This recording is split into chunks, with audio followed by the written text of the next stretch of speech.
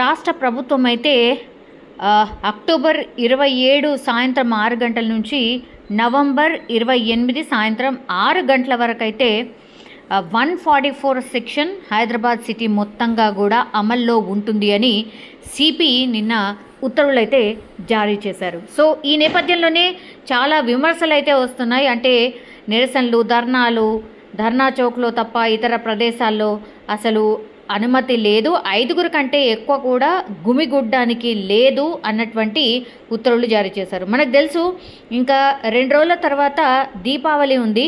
దీపావళి నేపథ్యంలో ఈ ఆంక్షలు ఏంటి అన్నటువంటి క్వశ్చన్ అయితే చాలా మందిలో రేజ్ అవుతోంది. సో తెలంగాణ బీజేపీ దీనికి సంబంధించే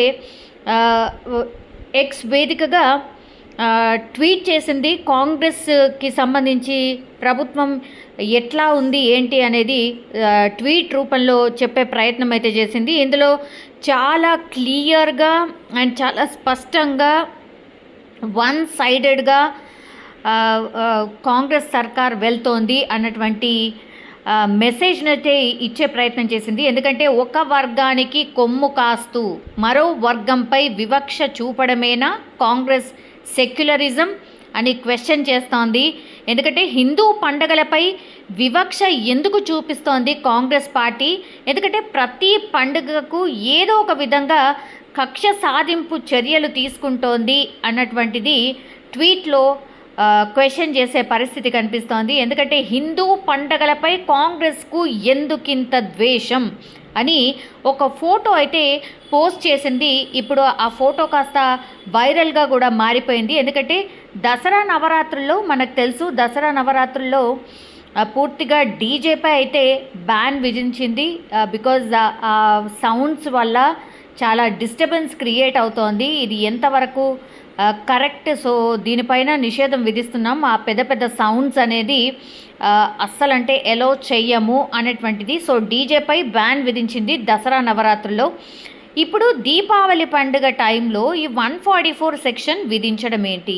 ఈ 2 పండగలే కాదు, వినాయక నిమజ్జనం అప్పుడు కూడా మనం చూసాం, అక్కడ కూడా ఆంక్షలు పెట్టింది. ఎందుకంటే అక్కడ స్పష్టంగా చూడొచ్చు, no idol immersion on tank bund, అంటే ట్యాంక్ బండ్ మీద వినాయకుల నిమజ్జనం నిషేధం అన్నటువంటిది పోస్టర్ ఎక్కడికక్కడ పూర్తిగా బ్యారికేడ్స్ పెట్టి చాలా ఎత్తు వరకు కంచె వేసేసి ఇమర్షన్ ఈసారి ఉండబోదు ట్యాంక్ బండ్లో అనేటువంటిది పూర్తిగా ఆంక్షలు పెట్టింది. లాస్ట్ మూమెంట్లో తొలగించింది, అది ఓకే. బట్ అంతకంటే ముందు మాత్రం వినాయక నిమజ్జనాలు ట్యాంక్ బండ్లో జరగవు అనేది చాలా స్ట్రిక్ట్గా ఇంప్లిమెంట్ చేసింది. ఆ తర్వాత బతుకమ్మ పండుగకు కరెంట్ తీసేసింది అనేటువంటి కామెంట్ కూడా ఆర్ క్వశ్చన్ కూడా ఒక మెసేజ్ ఇచ్చే ప్రయత్నం అయితే చేసింది. సో ఇవన్నీ కూడా హిందువులకు సంబంధించిన పండుగలు, అంటే దసరా, దివాళీ, వినాయక నిమజ్జనం, దాని తర్వాత బతుకమ్మ పండుగ, ఇవన్నీ కూడా హిందువులకు సంబంధించిన పండుగలు.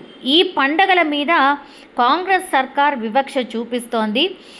అందులో భాగంగానే ఇవన్నీ చేస్తోంది. పండగలకు, మన పండగలకే ఈ నిషేధం ఏంటి అనేటువంటిది ఈ పోస్టర్లో ఒక క్వశ్చన్ అయితే కాంగ్రెస్ పార్టీకి రేస్ చేస్తున్న పరిస్థితి. ఒక వర్గానికి కొమ్ము కాస్తూ మరో వర్గంపై వివక్ష చూపడమేనా Congress secularism?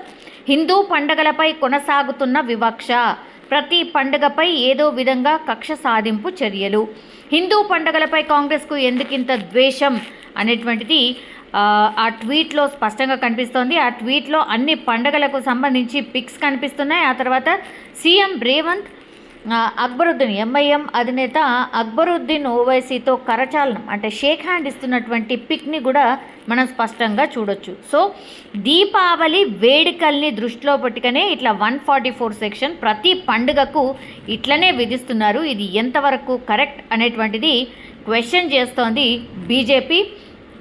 So CV Anand దీనిపై పూర్తిగా క్లారిటీ ఇచ్చేశారు. అంటే ఎక్స్ వేదికగా అయితే సివి ఆనంద్ క్లారిటీ ఇచ్చారు. ఈ నోటిఫికేషన్కి దివాళీ ఫెస్టివల్కి, దీపావళి పండుగ వేడుకలకు ఎలాంటి సంబంధం లేదు అంటూ కూడా ఆయన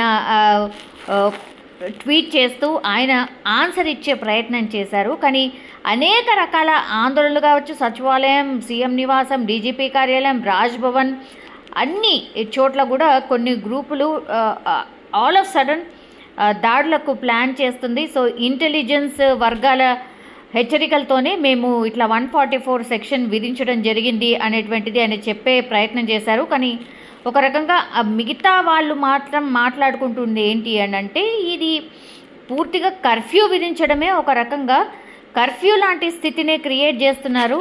అసలు ఏంటిది, హిందూ పండుగలు వచ్చినప్పుడల్లా ఎందుకు ఇట్లా జరుగుతోంది, ఈ వివక్ష ఏంటి అని బీజేపీ మాత్రం క్వశ్చన్ చేస్తున్న సిచ్యువేషన్ కనిపిస్తోంది.